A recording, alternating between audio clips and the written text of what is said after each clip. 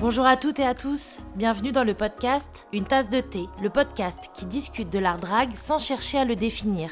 Je suis Clémentine et avec mon amie Émilienne, nous avons décidé de nous questionner sur les rapports entre l'art du drague et tout un tas de sujets. Mon œil naïf combiné à l'expérience d'Émilienne, connue sur la scène drague sous le doux nom de Camomille, vont s'associer pour partir à la rencontre de celles et ceux qui font la scène drague. On espère que ce moment sera chaleureux et constructif. Bonne écoute!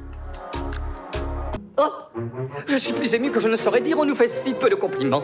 Vous devez prendre une tasse de thé. Ah oui, une tasse de thé, du bon thé bien préparé. Si le drag m'a appris une chose, c'est que mon corps est un outil précieux, que je décide de le montrer recouvert des artifices d'un art qui se joue des apparences, ou au contraire, complètement dénudé. Mon corps me permet d'exprimer les messages qui me tiennent à cœur. Au fil de mes performances, il se fait poétique ou politique, et affirme une seule chose, mon corps est à moi, j'en fais ce qui me plaît. Nos trois invités du jour, Alma et Ella Del Prince et Janice Jones, sont des drag queens pour qui la réappropriation de leur corps est un combat à mener sur scène, mais aussi et surtout dans la vie de tous les jours.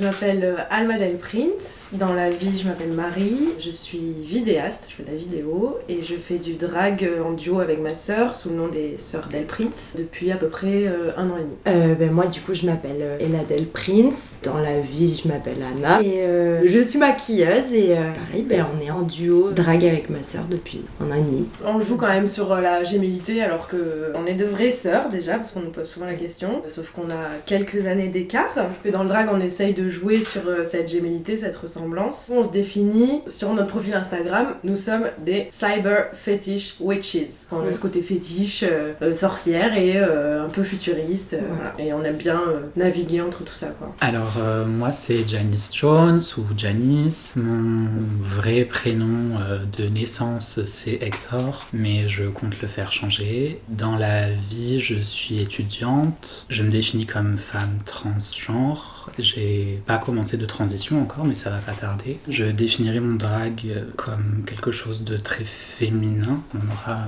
l'occasion, je pense, de définir ou pas ce que ça peut être la féminité, ou en tout cas les variations qu'elle peut avoir. J'aime beaucoup embrasser en fait les codes de la féminité standard pour montrer que notre sexe biologique est dépassable en fait. La première question qu'on voulait aborder avec vous, c'est l'importance que vous donnez à votre propre corps, à l'image que peut donner votre propre corps, et ensuite, dans un second temps, à la représentation de votre corps dans la pratique du drag. Moi, je fais une différence entre l'image que j'ai de mon corps hors drag et dans le drag. C'est-à-dire que hors drag, je suis comme tout le monde, j'ai des défauts, j'ai des choses que j'aime pas, même si le drag m'a fait accepter quand même pas mal d'aspects de mon physique. Dans le drag, j'ai pris conscience que mon corps pouvait être politique en fait, et de pouvoir me montrer comme je veux, quand je veux, avec qui je veux, de la manière que je veux. Ça m'a semblé hyper libérateur en fait. Quels aspects, justement, au début tu dis le drag m'a permis d'accepter certaines choses, si tu peux nous dire lesquelles? C'est-à-dire que dans ma vie intime, je vais avoir tendance à être plutôt pudique, même si ça peut paraître étrange. Je vais être assez pudique et me focaliser sur des choses que j'aime pas chez moi, alors que quand je suis sur scène, je suis portée par le truc et j'aime l'image que je renvoie en fait, et je me sens hyper puissante, même si je suis à poil et que j'ai des trucs que j'aime pas chez moi. Je les aime à ce moment-là et je les utilise en fait, et je revendique quelque chose, donc tout de suite, ça devient secondaire en fait, dans ce côté image physique, quoi. Mais moi, c'est pareil, pendant longtemps j'ai eu beaucoup de mal avec mon corps, encore aujourd'hui, mais c'est vrai que le drag ça m'a quand même permis de m'oublier un peu, de moins me regarder à la loupe et de chercher mes défauts, de chercher ce qui va pas, et surtout en fait dans le drag j'ai appris à peut-être pas m'aimer, mais en tout cas m'accepter, je pense. Plus. Je le vois par des détails, puisque ça n'a pas été un déclic en fait, je m'en suis rendu compte petit à petit, et c'est vrai que maintenant, je dirais pas que je m'aime et que j'aime mon corps, et que voilà, mais je l'accepte et je m'en sers pour exprimer des choses, donc...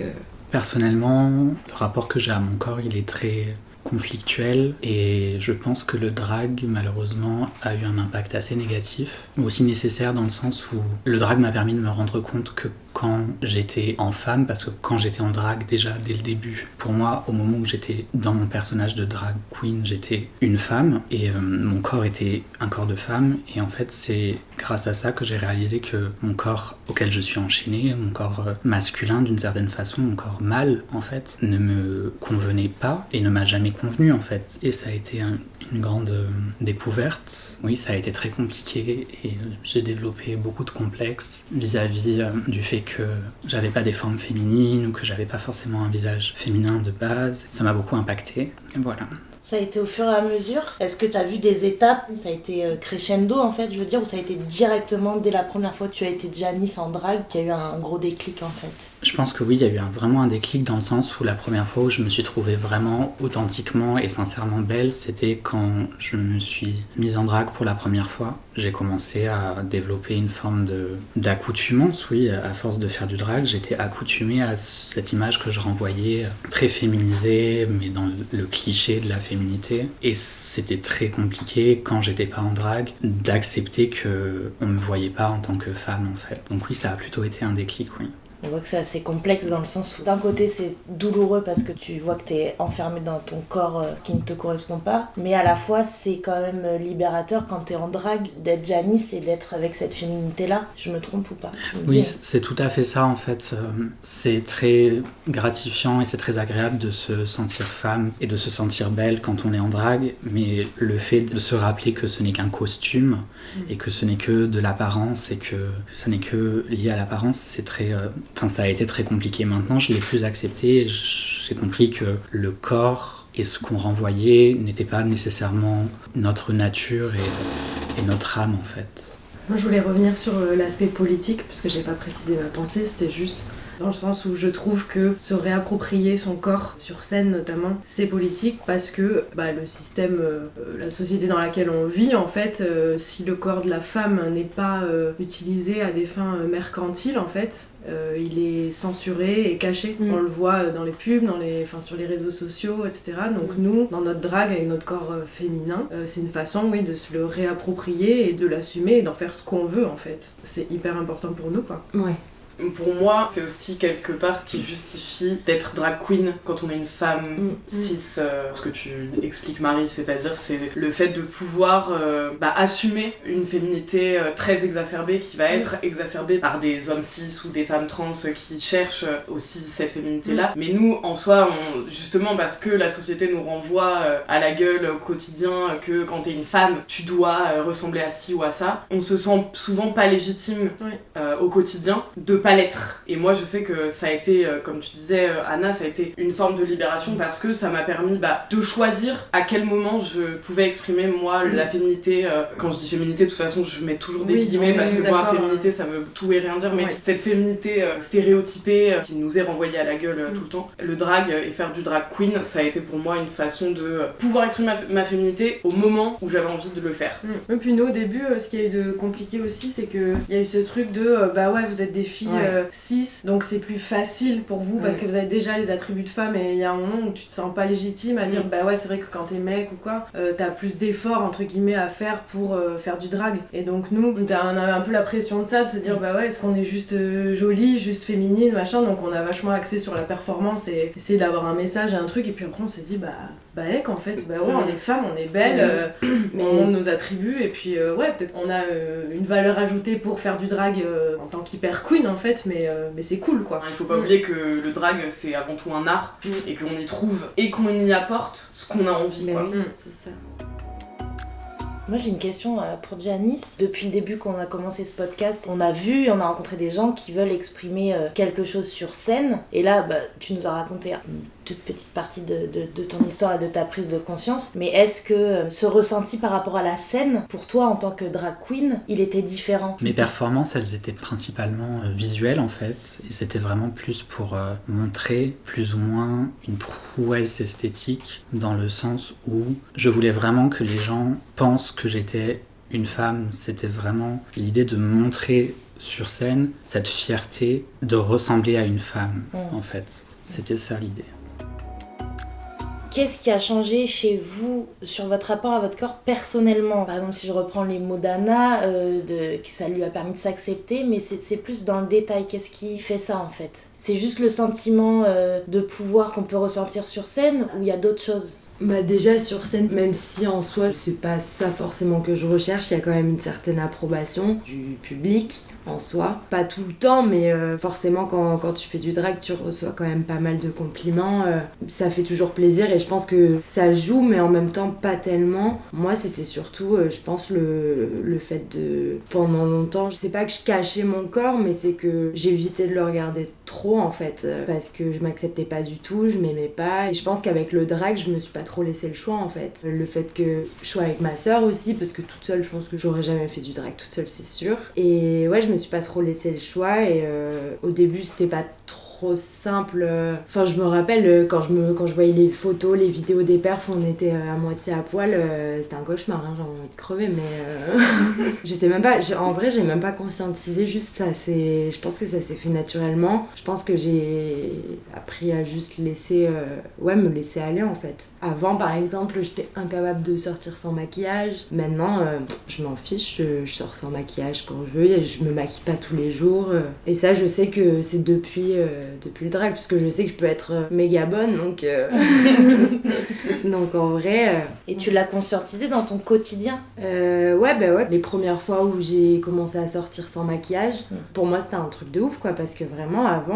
Maintenant je le fais par plaisir, je me maquille parce que j'ai envie de me maquiller, mais je le fais pas parce que je peux pas blairer ma gueule. Avant c'était vraiment, j'avais peur de me montrer sans artifice en fait. C'est marrant parce que moi c'est le cheminement complètement inverse. C'est-à-dire que moi j'ai toujours été très peu féminine. Ah oui, mais oui. Justement, toujours été plutôt très à l'aise avec mon corps, j'ai cette chance là, mais j'étais très mal à l'aise avec ma féminité par contre, parce que mon modèle féminin c'est ma mère si tu veux dans ma famille, et ma mère je l'ai jamais vue se maquiller, elle a toujours été un peu garçonne, avec toujours les cheveux courts, des looks pantalon, enfin confort, pratique et tout, donc pas vraiment un modèle de féminité quoi, genre, et moi j'avais quand même cet attrait pour l'hyper-féminité, le maquillage, les vêtements, les fringues et tout, et en même temps je l'assumais pas du tout parce que dans ma famille, genre si je mettais un peu de mascara pour aller au lycée, mon père il me regardait, il me disait mais pourquoi tu t'es maquillée? Alors que j'avais juste mis un tout petit peu de mascara, genre limite personne ne le voyait, mais mon père lui le voyait, tu vois. Et donc moi le drag ça m'a permis d'accepter ma féminité à l'inverse, tu vois, ce qui est quand même amusant,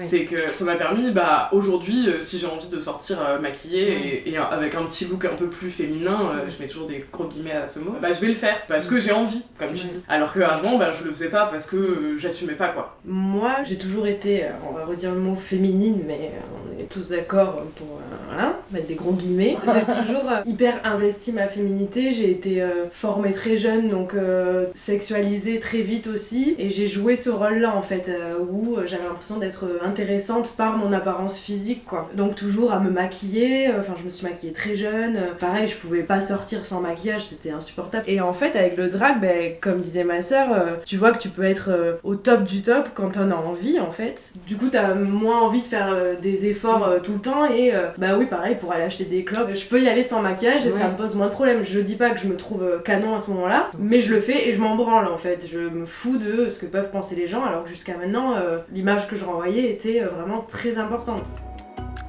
Du coup, moi je suis curieuse aussi de savoir pour Janice, quelle a été l'évolution de ton rapport à la féminité, qui a commencé par ce personnage drag de Janice très féminin, au moment de ta prise de conscience, etc.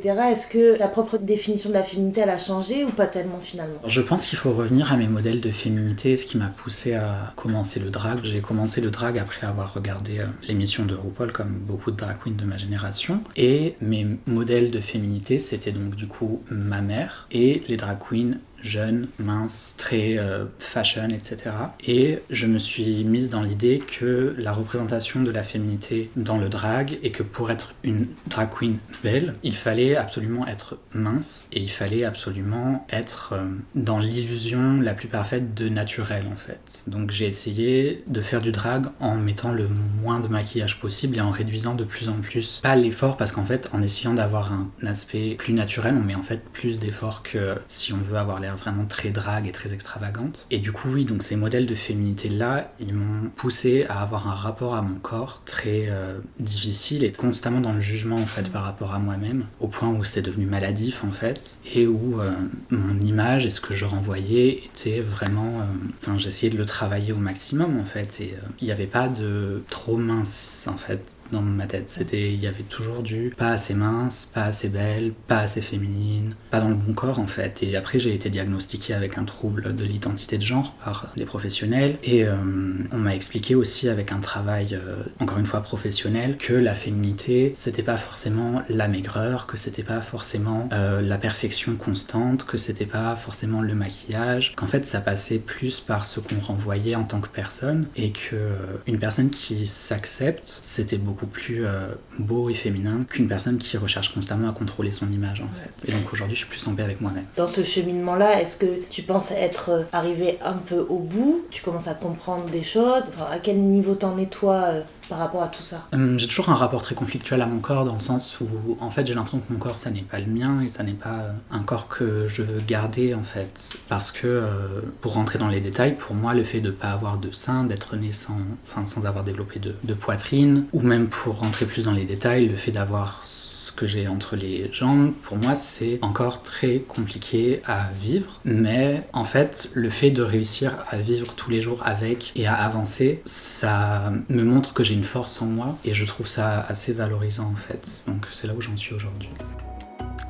Janice a parlé de l'émission RuPaul Drag Race et cette culture mainstream en fait du corps féminin, des drags, etc. Bref, en fait ce qui est compliqué c'est de se situer, enfin d'avoir ces modèles là. RuPaul c'est quand même l'émission que tout le monde connaît, même les gens qui ne font pas de drag, il y en a beaucoup qui connaissent et qui se réfèrent à ça. Et nous, nos valeurs à nous, où on essaye de voir un peu au-delà, où on a des références un peu plus poussées, où on sait que la beauté, la féminité c'est pas forcément ce qui est représenté dans les grands médias, etc. Donc ça crée une espèce de conflit aussi où on a envie de se revendiquer comme on est, comme on veut, mais on a des modèles qui sont encore ultra sectaires quoi, où être belle c'est comme ci, c'est comme ça, c'est assez compliqué. Et dans l'émission RuPaul notamment, c'est cool parce qu'il y a des dragues donc, qui sont rondes, qui sont racisées, mais il y a toujours pas de femmes cis, il y a très peu de femmes transgenres, donc nous encore quand on dit qu'on fait du drag en tant que femme cis, on dit ça existe, bah oui, ça existe, c'est pas représenté, tu vois. Et les gens comprennent pas trop, surtout. Non, moi le nombre de fois on me demande si je suis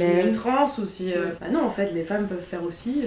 Donc c'est compliqué en fait de se situer là-dedans, nous, un peu éveillés, et, avec cette culture mainstream et d'autres aspirations, quoi. Donc, j'ai toujours eu cette opinion, mais moi, j'avais jamais vu RuPaul. Quand j'ai découvert le drag, je l'ai vraiment découvert à Bordeaux, en fait. Et je trouve que le drag en fait est super mal représenté. Dans l'émission tu veux dire ? Oui, par rapport à l'émission RuPaul. Moi je vois toutes les fois où j'ai discuté du drag avec des personnes qui étaient complètement en dehors, donc qui connaissaient limite pas. Ils connaissaient quand même l'émission RuPaul quoi, parce que c'était sur Netflix et que voilà. Et pour eux, une drag queen c'était ce qu'il y avait dans RuPaul, et moi je trouve que c'est mal représenté quoi. Oui, puis c'est dommage, puis c'est limitant quoi du coup. Mais clairement. Mais c'est ça, et en fait c'est d'autant plus frustrant parce que déjà tu te dis bon, je suis une femme, j'ai envie de faire du drag parce que j'ai envie d'exprimer un truc sur scène, j'ai envie d'exprimer un truc à travers un look, etc. que je ne vois pas représenté dans mon quotidien, déjà dans les médias, dans les magazines. Moi je sais que j'ai grandi en regardant des magazines de mode et en adorant ça, en voulant absolument ressembler aux mannequins. Mais moi je mesure 1m12, les bras levés, tu vois.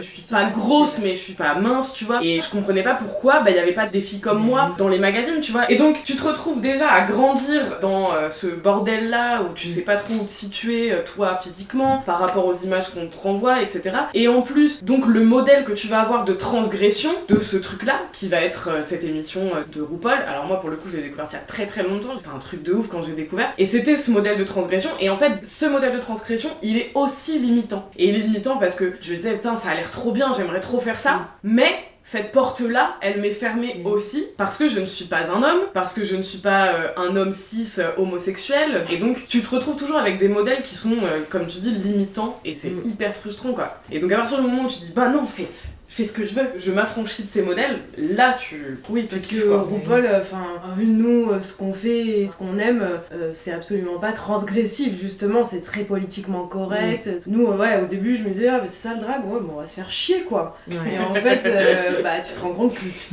tu peux largement dépasser ça et être qui tu veux, faire ce que tu veux, et choquer si tu veux, et déranger. Enfin, nous, c'est ça qu'on aime, quoi. C'est déranger, c'est faire s'interroger les gens. Même moi, souvent, on me demande si je suis un mec, allez-y, pensez que je suis un mec, je m'en fous en fait. Justement, on joue avec le genre aussi, donc on s'est rendu compte que c'était bien plus que ça, quoi, le drag.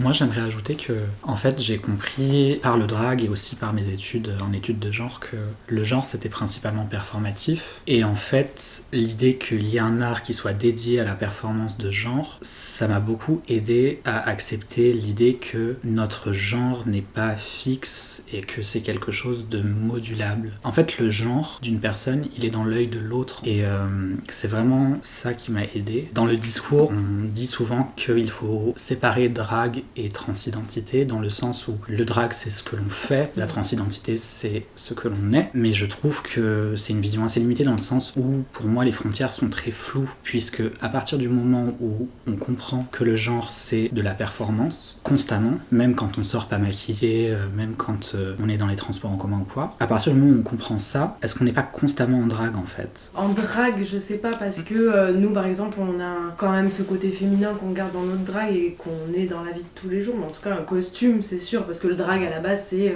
vraiment des hommes qui se mettent en femme, quoi, enfin, pour vraiment vulgariser le truc. Du coup, être en drague dans la vie de tous les jours, peut-être pas drague pour certains ou Oui, certaines, mais oui. C'est un abus de langage, mais on joue un rôle dans la vie de tous les jours aussi, en fait. Genre, je vois quand on sort, même quand on s'en branle, au final, on s'en branle pas. On aime s'en branler, Mais on oui, en joue, oui, et c'est pour vrai. justement Ouais. que les gens ils se disent ah putain t'as vu la meuf Oui, on aime bien provoquer des oui, réactions. oui c'est ça. Pour moi, le fait même de sortir dans la rue, à quel moment on n'est plus en représentation. Oui, c'est vrai.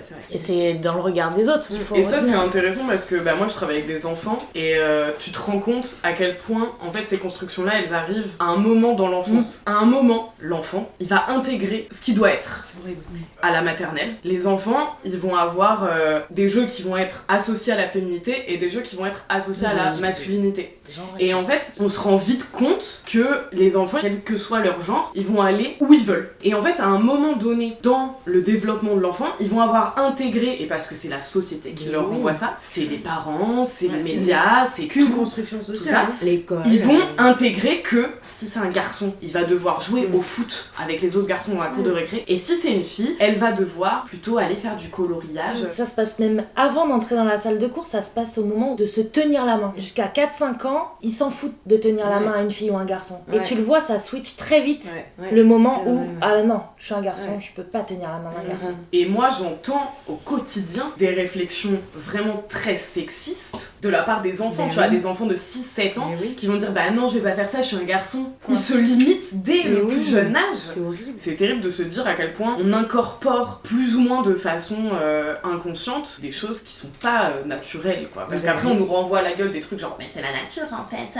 Même quand on voit un petit garçon ou une petite fille qui vont tomber, se faire mal, une petite fille on va la consoler, tout de suite nanana, et un petit garçon on va dire mais non t'as pas mal, on va réprimer ses émotions, et ça fait quoi? Bah de la masculinité toxique en fait, c'est des Oui, mecs la qui sont frustration, incapables de montrer leurs ouais. émotions et leurs machins Oui. et qui se braquent. Et puis qui vont voir les filles comme des merdes aussi en c'est fait. ça.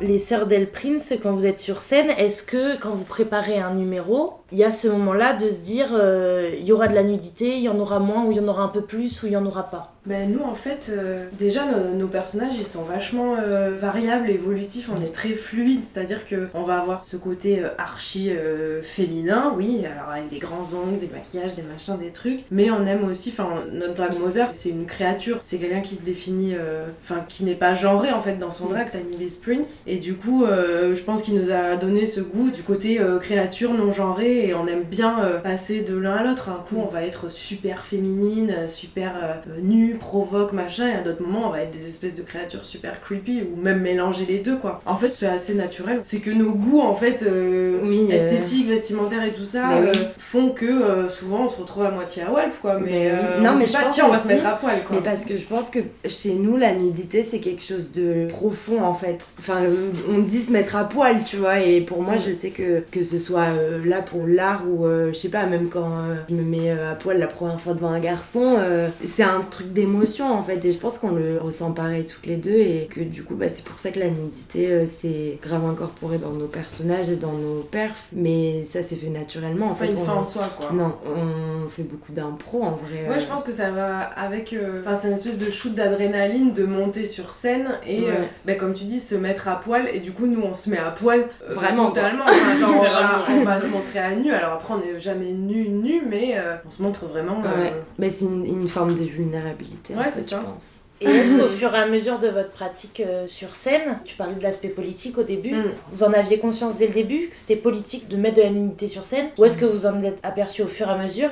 Bizarrement, je crois que c'est les fois où on était le moins à poil qu'on a fait des trucs plus politiques en fait, parce que moi je me souviens notamment de cette scène à la Lip Strip à Paris où on a fait une perf assez engagée où on découpait un mec clairement. Le thème c'était Housewife, tu vois, et du coup on était avec des petites tenues années 50 machin. Bon, on a fini quand même en sous-vêtements vinyle, mais au départ on n'associait pas forcément la nudité aux idées politiques quoi. Après ça peut se faire, mais je pense que tu peux transmettre un message en doudoune quoi. Mais en plus moi je pense que les personnes en général je les trouve les plus belles quand elles ont le moins de trucs dessus en fait. J'aime trop être toute nue, genre j'adore ça. Non mais c'est vrai. C'est récent quand même. Oui c'est récent parce que ça va avec le reste que j'ai expliqué tout à l'heure, mais j'aime trop, je sais pas pourquoi. Enfin en fait pour moi c'est naturel. Et toi, Janice, ce rapport-là à la nudité, est-ce qu'il y a eu des questionnements sur scène, ou toi, c'était vraiment les apparats de la féminité avant tout? J'ai rarement été nue sur scène. Dénudée, oui, je me rappelle d'une performance où on voyait quand même bien mes fesses. Mais je sais pas si je revendiquais quelque chose par là, ou peut-être que d'une certaine façon, c'était inconscient et que je revendiquais que mon corps pouvait être féminin, même s'il n'était pas un corps proprement femelle, si on peut dire ça comme ça. Après, quand on est une femme transgenre, en fait, la société ne nous voit et ne nous verra certainement jamais comme une vraie femme. Et donc, du coup, on se place dans cet état d'esprit de compétition avec soi-même, où on n'est jamais assez féminine, alors qu'en fait, des corps féminins, il y en a une infinité. Et si je devais revendiquer quelque chose au travers de la scène et de ce que je représente sur scène, que ce soit la nudité ou l'hyperféminité, c'est vraiment que n'importe qui peut avoir un corps féminin en fait. Que le corps n'est pas une fatalité ou une fin en soi, même si on est enchaîné à notre corps et qu'on aura un corps de notre naissance à notre décomposition. Notre corps n'est pas une fatalité en soi et on n'est pas enfermé dans la masculinité, dans la féminité, qu'on peut choisir et qu'on peut revendiquer qui on est en fait. Et toi aujourd'hui, la pratique du drag, t'en es où par rapport à ça? Du coup, je pratique plus vraiment depuis un certain temps maintenant parce que j'ai pas eu l'occasion. Après, oui, en fait, voilà, j'ai juste pas eu l'occasion. Oui, c'est pas, c'est plus le contexte actuel qu'un choix personnel. Oui, je pense que si j'avais l'occasion actuellement, je referais du drag, oui. Le dernier point qu'on voulait aborder, même si on a un peu parlé dans les autres questions, c'était l'impact du regard des autres sur vos corps en tant que drag. Quand vous êtes en drag, quand vous performez, ou alors quand vous publiez des choses sur les réseaux sociaux. Moi, je pense que mon plaisir, c'est de voir plutôt l'impact que ça a sur les gens. De me voir comme ça, ou quand on est plus ou moins nu. En fait, surtout par rapport aux hommes cis et hétéros, j'aimerais bien qu'ils changent un peu leur point de vue, tu vois, sur le corps féminin et que, ils le voient pas forcément sexualisé, qu'en fait on peut être qui on veut, peu importe si on est habillé, nu, machin, qu'on n'est pas la pute ou la madone. Nous on a envie d'être la pute et la madone en fait, tu vois. Et quand je vois que ça en a un, c'est hyper cool parce qu'on a des retours de mecs cis qui connaissent pas forcément le drag et qui trouvent que c'est génial de voir comment on se libère et qu'on se réapproprie notre corps, tu vois, mais c'est quand même encore assez rare quoi. Ça reste anecdotique. C'est assez anecdotique et en fait quand ça arrive c'est une satisfaction quoi, de voir que ils trouvent ça cool pour nous, tu vois, et c'est un peu l'idée qu'on a envie de faire passer quoi, qu'on a le droit de se réapproprier notre corps sans être jugé et Oui, en attendant on se réapproprie nos corps dans des milieux LGBT. Mais c'est ça le problème. C'est ça le problème. Et après c'est peut-être moins safe de pas être dans des milieux LGBT pour nous, voilà, tu vois. C'est un problème et c'en est pas un parce qu'on ferait sûrement pas ça si on n'avait pas ces endroits là qui sont safe pour nous aussi en tant que femmes.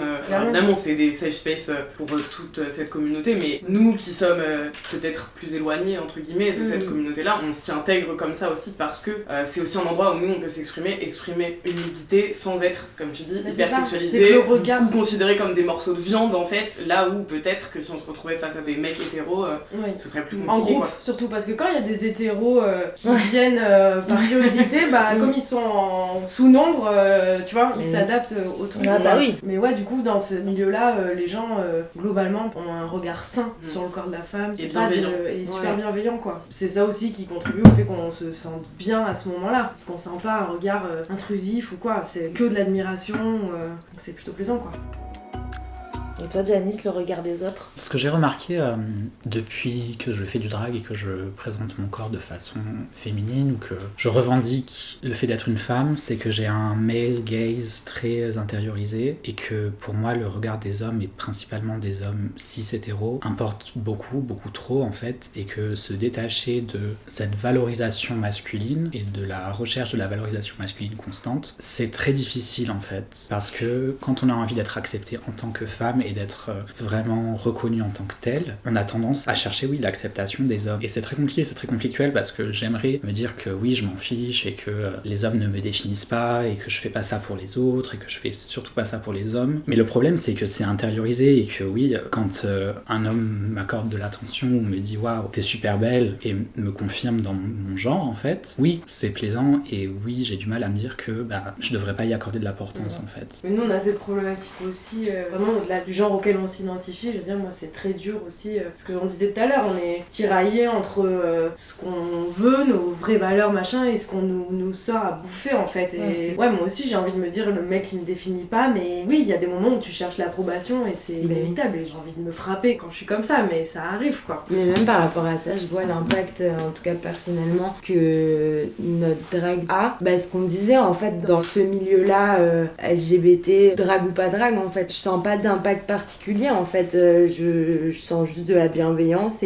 Mais par contre, pas mon entourage, mais les gens que je connais de loin, en tout cas, par exemple, de là où on vient, des Landes, je sais qu'on passe pour des tarés en fait. Ah ouais, des folles. Et surtout, des grosses salopes. Ouais, des grosses alors salopes, que... des putes, mais oui. Et c'est associé au cul. Mais oui, c'est ça. Après, c'est compliqué parce que c'est des villages, c'est pas comme Bordeaux, en fait, c'est beaucoup moins ouvert d'esprit. Mais c'est ouf, je sais qu'on renvoie une image. Mais ce qu'ils ont pas compris, c'est que on kiffe être des salopes oui, et des putes en fait. Et on parle beaucoup des hommes, mais j'ai quand même envie de rajouter que les pires, ça reste les femmes cis. Moi, je vois, pareil que ma soeur, j'ai été formée assez jeune et j'en ai pas mal chié dans ma scolarité par rapport à ça, par rapport au regard des gens, le fait d'être sexualisé tôt. C'est hyper dur et je sais que de ces moments-là, je retiens que les pires avec moi, c'était les meufs, quoi. On n'en parle pas beaucoup, quoi. On parle de déconstruction, mais la déconstruction, c'est les mecs et c'est les filles aussi, mais quoi. Le côté sororité, machin, ensemble on est plus fortes, ouais, il faut que ça se développe à fond, quoi. À fond, oui, parce on que arrête de se juger entre nous. Au même titre qu'on nous inculque des choses dès la plus tendre enfance, on nous inculque aussi la rivalité entre femmes. Exactement. Et du coup, on se sent hyper seul. Pour plaire aux hommes. Sauf que c'est pas comme ça que ça devrait se passer, c'est pas comme ça qu'on avance. On est des sœurs, quoi, tu vois, et il faut se soutenir, et il faut arrêter de se juger entre nous, quoi. J'ai préparé un poème de Charles Baudelaire qui s'appelle La Beauté et qui a été publié dans Les Fleurs du Mal. J'ai choisi ce poème parce que je trouve qu'il décrit vraiment la beauté à la fois dans la matière. Il y a vraiment ce champ lexical de la matière, du corps et du visuel, mais aussi je trouve qu'il a quelque chose de plus profond et d'inspirant, et l'idée que la beauté ça passe par ce qu'on inspire aux autres et ce qu'on s'inspire à soi aussi. La beauté. Je suis belle, ô mortelle, comme un rêve de pierre, et mon sein, où chacun de ses meurtriers tour à tour, est fait pour inspirer au poète un amour, éternel et muet, ainsi que la matière. Je trône dans l'azur comme un sphinx incompris, j'unis un cœur de neige à la blancheur des cygnes, je hais le mouvement qui déplace les lignes, et jamais je ne pleure et jamais je ne ris. Les poètes, devant mes grandes attitudes, que j'ai l'air d'emprunter aux plus fiers monuments, consumeront leurs jours en d'austères études, car j'ai pour fasciner ces dociles amants, de purs miroirs qui font toutes choses plus belles. Mes yeux, mes larges yeux, aux clartés éternelles. Alors nous, on a choisi de lire un passage du bouquin Balance ton corps de Bertoul Borébecque, qui a changé de nom et qui maintenant s'appelle Bébé Melchior Cadior. Il faut comprendre ceci, le corps n'a rien de sacré, il est fait de chair, de sang et de viscères. Le corps est cette machine organique fabuleuse dans laquelle on expérimente nos vies, une enveloppe dans laquelle on s'emmitoufle. Non. Le corps n'est pas un temple, c'est la viande sacrificielle déposée sur l'autel du vécu. Mon corps, je l'use volontairement parce que je m'aime, et c'est ainsi que je maintiens la différence entre lui, ça, et moi, je. Mon corps, je lui fais vivre d'innombrables plaisirs parce qu'il est temporaire et périssable, et que je compte bien en profiter tant que je suis en sa possession. J'ai bien l'intention de le quitter usé jusqu'à la moelle, utilisé à outrance, vraiment bon pour la casse, sans regret aucun. Mon seul objectif dans la vie est de pouvoir accueillir la mort sereinement, la tête pleine des folies de mon vécu.